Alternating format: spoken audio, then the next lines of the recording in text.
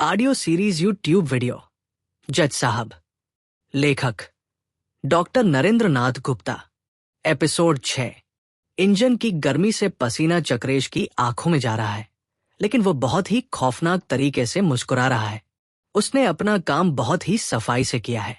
Car के नीचे कोई बड़ा तेल का धब्बा नहीं है। वह धीरे से खिसक कर कार के बाहर आता है, अपने कपड़ों पर लगी धूल को झाड़ता है, अपना टूल बॉक्स उठाता है और वहां से ऐसे निकल जाता है जैसे वो वहां कभी था ही नहीं। कुछ ही मिनटों बाद जोसेफ चाय पीकर और सिगरेट खत्म करके वापस आता है। वो कार के टायरों को देखता है, अपनी जेब से कपड़ा निकालकर बोनट पर पड़ी हल्की सी धूल को साफ करता है और ड्राइवर सीट पर जाकर बैठ जाता है। उसे जरा भी अंदाजा नहीं कि उसकी और उसके मालिक की मौत की उल्टी गिनती उस कार के इंजन के साथ शुरू हो चुकी है। दोपहर के 1 बज चुके हैं। सेठिया ग्रुप की इमारत के बड़े कांच के दरवाजे खुलते हैं। कैलाश सेठिया अपने 3 मजबूत बॉडीगार्ड्स और 2 सेक्रेटरी के साथ बाहर आते हैं। उन्होंने आज गहरे नीले रंग का एक बहुत ही महंगा इटालियन सूट पहना हुआ है। उनकी आंखों पर ब्रांडेड काला चश्मा है। उनके चेहरे पर वही गुरूर और आत्मविश्वास है जो एक अरबपति के चेहरे पर होना चाहिए, जिसके इशारों पर पूरा शहर नाचता है। वह एक बड़े से मोबाइल फोन पर बात कर रहे हैं। उस दौर में ऐसा फोन होना ही रसूख और ताकत की सबसे बड़ी निशानी थी। कैलाश सेठिया फोन पर बहुत ही तेज, कड़क और हुक्म देने वाली आवाज में कहते हैं, मुझे कोई बहाना नहीं सुनना है मिस्टर मेहता। वो खंडाला वाली जमीन मुझे हर हाल में चाहिए।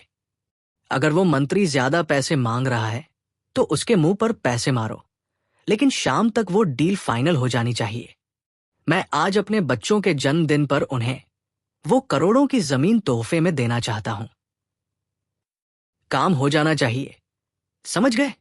कैलाश फोन काटते हैं और अपने सेक्रेटरी को कुछ जरूरी फाइलें सौंपते हुए कार की तरफ बढ़ते हैं। जोसेफ तुरंत बाहर निकलता है और बहुत ही अदब से पीछे का दरवाजा खोलता है। कैलाश अंदर बैठते हैं। कार का एसी पूरी तरह चालू है और अंदर बहुत ही ठंडी और आरामदायक हवा है। कैलाश सेठिया जोसेफ से कहते हैं, जोसेफ, गाड़ी सीधे खंडाला वाले फार्म हाउस की तरफ ले लो। मुझे वहां उन जमीन वालों के साथ एक जरूरी मीटिंग करनी है और फिर शाम से पहले हमें हर हाल में वापस कोठी पहुंचना है। आज अर्चना ने घर पर शहर की सबसे बड़ी पार्टी रखी है। मैं लेट नहीं होना चाहता।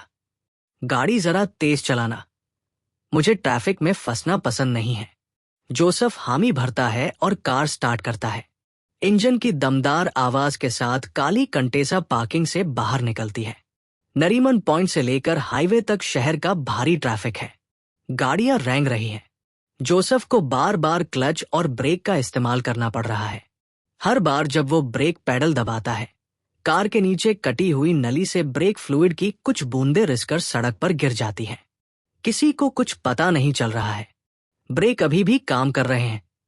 गाड़ी रुक रही है, लेकिन उनकी ताकत हर ब्रेक के साथ धीरे धीरे कम होती जा रही है।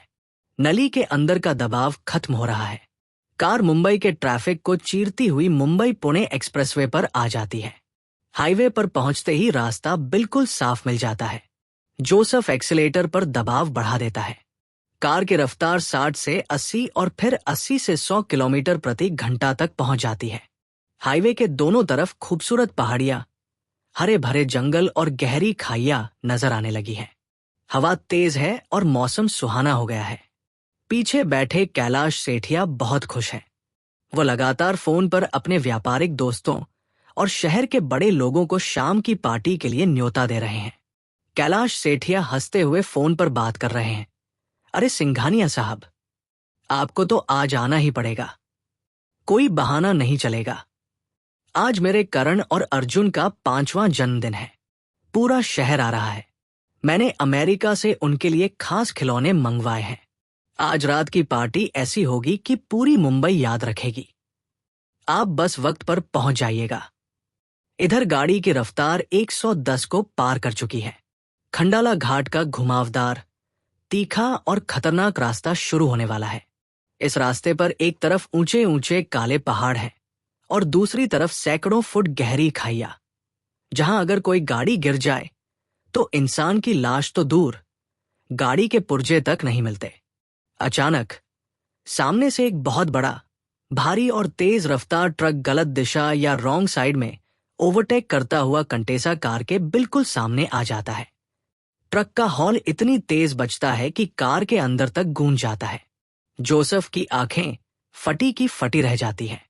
सामने साक्षात मौत खड़ी थी। वह तुरंत कार को बचाने और रोकने के लिए ब्रेक पैडल पर पूरी ताकत से अपना पैर मारता है, लेकिन ये क्या? ब्रेक पैडल बिना किसी रुकावट के, बिना किसी दबाव के सीधा फर्श से जा टकराता है। कोई खिंचाव नहीं, टायरों में कोई घर्षण नहीं, गाड़ी की रफ्तार में रत्ती भर भी कमी नहीं आती। जोसेफ के माथे पर पसीने की ठंडी बूंदें छलक आती हैं। उसका दिल जोर से धड़कने लगता है। वो घबराहट में बार बार, लगातार, पागलों की तरह ब्रेक पैडल को पंप करने लगता है, लेकिन नली का सारा तरल पदार्थ बहुत पहले ही शहर की सड़कों पर बह चुका है। ब्रेक पूरी तरह से फेल हो चुके हैं।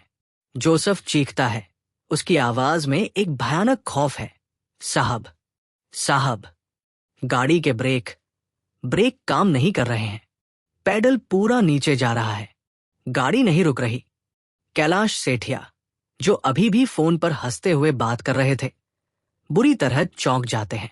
उनके हाथ से उनका वो महंगा फोन छूटकर कार के फर्श पर गिर जाता है। उनका सारा गुरूर, सारी दौलत का नशा, वो ताकत का घमंड एक ही झटके में हवा हो जाता है। कैलाश सेठिया गुस्से, घबराहट और डर से चिल्लाते हैं, क्या बकवास कर रहे हो जोसेफ? तुम पागल हो गए हो? सामने से ट्रक आ रहा है। गाड़ी को साइड में लो, हैंड ब्रेक खींचो, कुछ भी करो, गाड़ी रोको। मेरे बच्चे मेरा इंतजार कर रहे हैं। मुझे आज घर पहुंचना है। जोसेफ कांपते हाथों से कार के हैंडब्रेक को अपनी पूरी ताकत से ऊपर की तरफ खींचता है। एक बहुत ही तेज और भयानक धात्विक या मेटल आवाज होती है। पीछे के टायर जाम होने की कोशिश करते हैं, लेकिन 120 की भयानक रफ्तार पर हैंडब्रेक इतनी भारी कार को नहीं रोक पाता। कार बुरी तरह से लहराने लगती है। टायरों और सड़क के बीच भीषण घर्षण होता है। जलते हुए रबर की तेज, घुटन भरी बदबू कार के अंदर भर जाती है। कार उस सामने वाले ट्रक से तो बाल बाल बच जाती है।